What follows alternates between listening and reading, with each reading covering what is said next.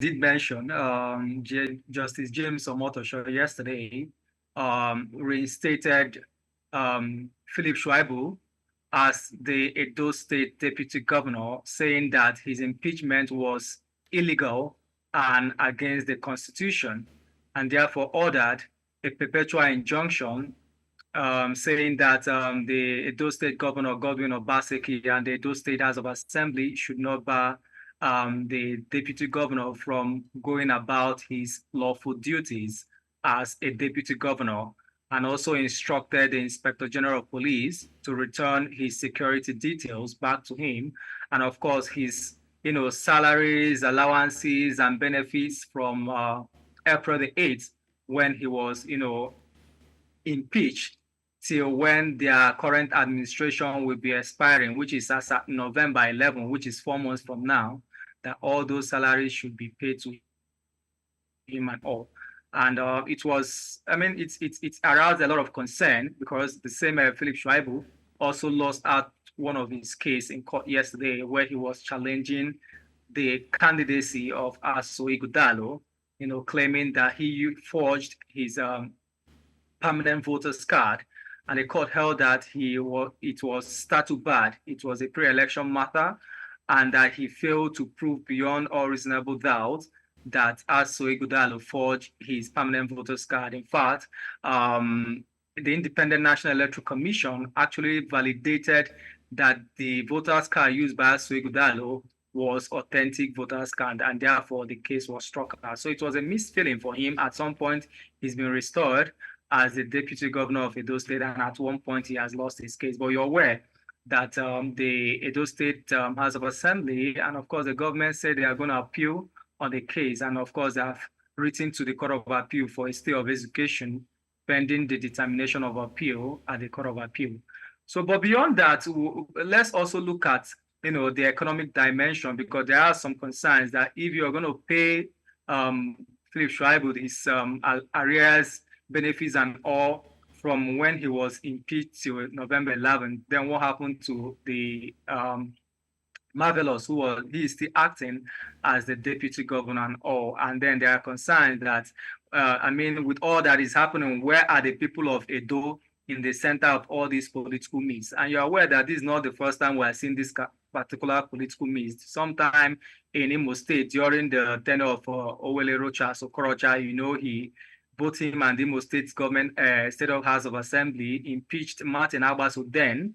Then 8 years after, the Imo State High Court reinstated him back and said all his salaries, allowances, and all in the last 8 years should be paid to him. So we're still expecting what will be the outcome of the appeal filed by the Edo State government at the Court of Appeal. So it's still, a developing story that everybody is, on the lookout for. Yeah. Is there any clarity as to what was stated as the reasons why this was overturned? I know it says that the impeachment wasn't carried out lawfully. Is there any clarity as to how exactly they got the impeachment process wrong? Of course, what the court held that it was against the Constitution and it was unlawful, because if you look at the way the whole impeachment stuff happened, the Edo State House of Assembly was the one who passed the vote of no confidence on Philip Shaibu, and therefore he was impeached. But the court, by its own wisdom, looked at the whole situation surrounding his impeachment and then said it was illegal. So it is when we go to the Court of Appeal, then at the higher court, we will know in clear terms what the circumstances surrounding the legality in that particular impeachment. They will be the one to interpret better. But of course, you know that even when the Court of Appeal must have given its own judgment, whether it is in favor of Philip Schreiber or the Edo State government, they will also go to the Supreme Court, which is the highest court in the land. But all this is just in the next 4 months, because their tenure is going to expire by November. So we just have 4 months. So of course, you know that all these things takes time too, from the Court of Appeal to the Supreme Court, depending on when the election will be held in the state and when the government will hand over to whoever that won just in the next 4 months. So, people are looking at to just 4 months remaining. What do we have? So, it's a serious issue, especially looking at what had the soured relationship that happened between him and his of the governor, which led to his, impeachment and all. So for him yesterday, he said that, the court has vindicated him and, has cleared his name. So he was very happy about the turn up of events. All right. Marvelous, Obomanu. Thank you for bringing this update. We'll have you join us as we get further updates on this story. Now, just to re-emphasize all that we've discussed with Marvelous, it's 4 more months, and everyone is wondering what exactly is going to happen in the next 4 months. To highlight again that in a dramatic turn of events yesterday, the Federal High Court in Abuja reinstated Philip Shaibu as the Deputy Governor of Edo State, ruling that his impeachment was unlawful and unconstitutional. The court has ordered that Shaibu's salaries and allowances be paid in full, dating back to April when he was removed from office. Additionally, the court has instructed the Inspector General of Police to restore Shaibu's security details. In a move to prevent further interference, the court has issued a permanent injunction blocking any hindrances to Shaibu's ability to perform his duties. However, the Edo State House of Assembly also appealed the decision and filed a motion to pause the ruling pending the appeal.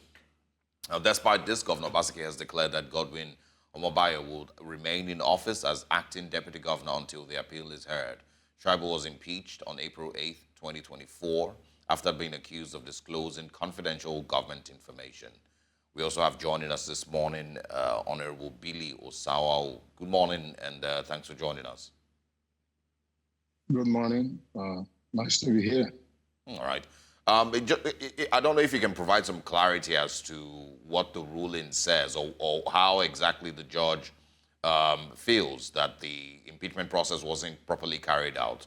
I did, take a look at it, and the only thing that I could spot is that Philip Shaibu didn't show up to defend himself while the House of Assembly, of course, was carrying out its investigations into allegations against him.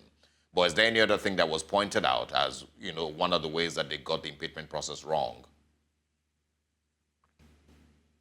Thank you very much. First of all, in all of this, you still have to go back to the judiciary to interpret the law, the Constitution of the Federal Republic.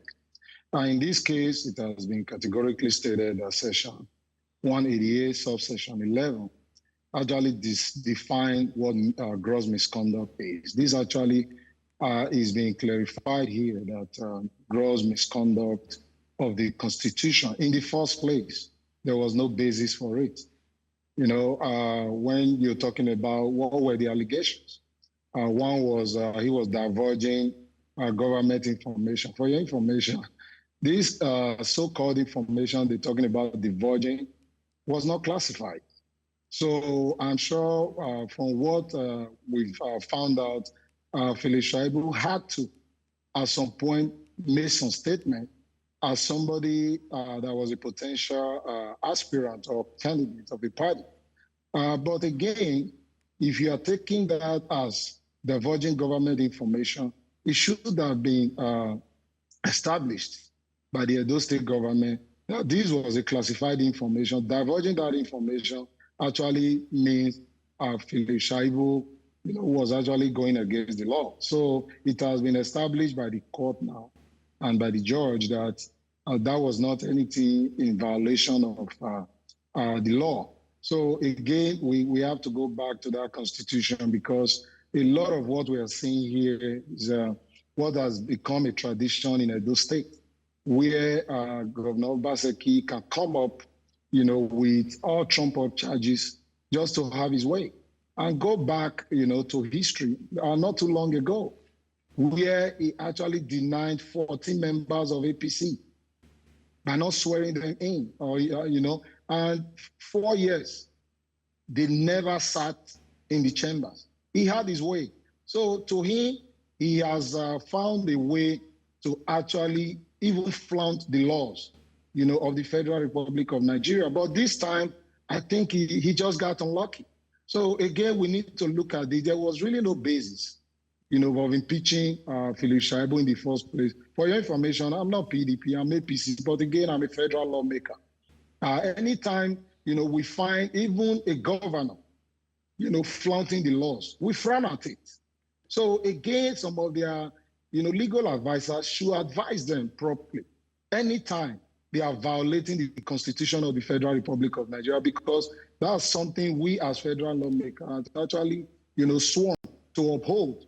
We are making these laws, but other people are coming to violate these laws. So I think the court, whose mandate is to interpret this constitution, has come out to, state categorically that Section 188 sub 11 and Section 35, that the government of Edo State, has actually violated the laws. And you talking about Shaibu was impeached, by allegations of gross misconduct and divulging this information. And the law is now saying, no, that's not the case. Instead, it's the Edo State government, that actually, or let me say the governor now, that actually, violated the Constitution of the Federal Republic of Nigeria. So what does this now mean for how, governance will take place in Edo State? How do you see that this would impact governance in the next 4 months before the elections eventually come up? Well, again, we need to go back to, the law. Yes, yesterday, Shaibu, by the court, was reinstated as the deputy governor of Edo State. And again, going by the law, I'm sure his House of Assembly and the governor, they've actually gone to court to appeal, and with the stay of execution in place, and we know what that means. So until that appeal court judgment comes out, I'm sure, the present deputy governor, Godwin Omobayo, remains the deputy governor because of the stay of execution. That's the law. But again, we know we need to go through all these processes. And Governor Obaseki understands this too. What he's doing is buying time. Even before getting into all this, I can tell you that he was very sure of what he was doing. But he knows how to buy time.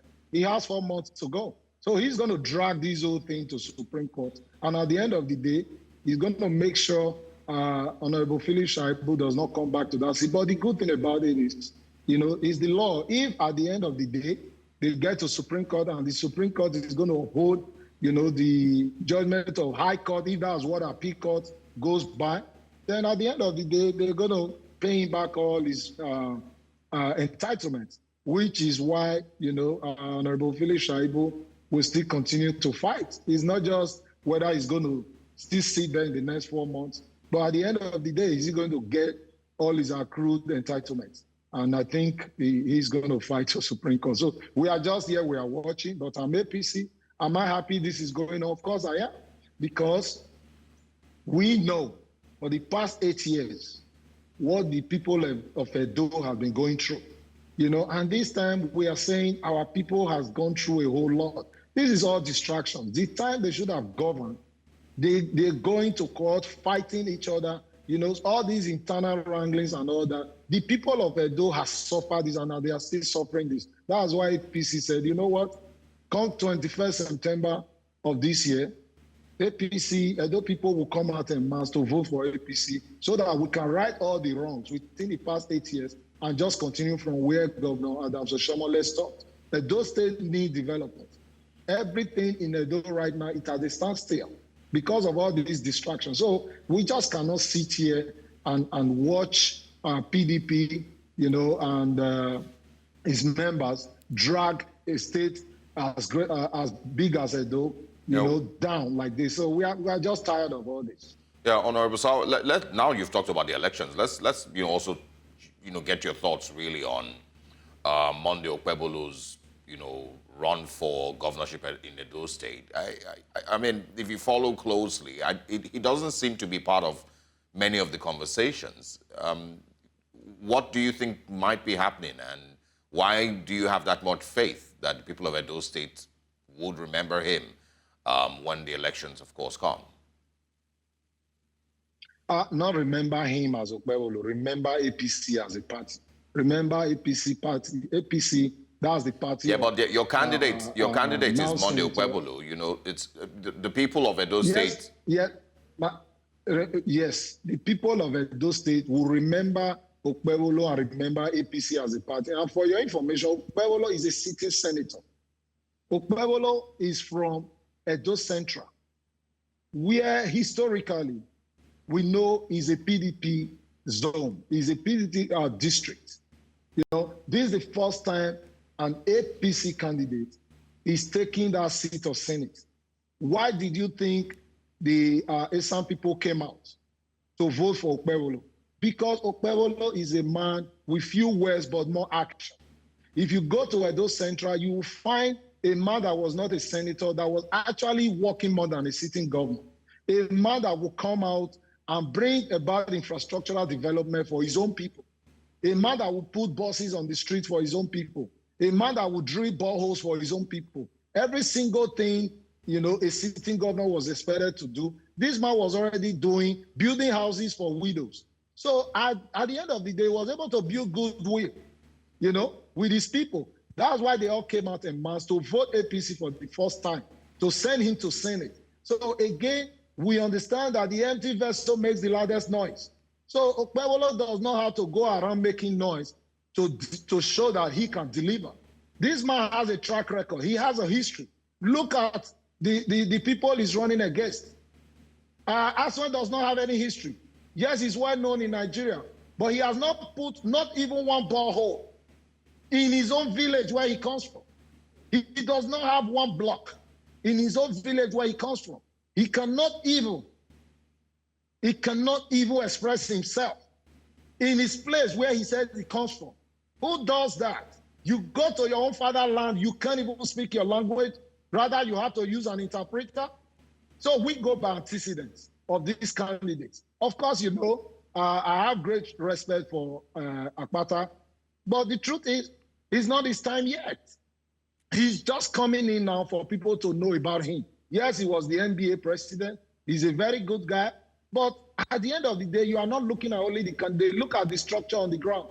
Edo State is not ripe enough for Labour Party, you know, to take the governorship seat. I mean what I'm saying. If you do your research, you will find out that is true. You only hear Labour in the cosmopolitan city of Benin. After that, go to the Edo Central, go to Edo North. Labour is non-existent.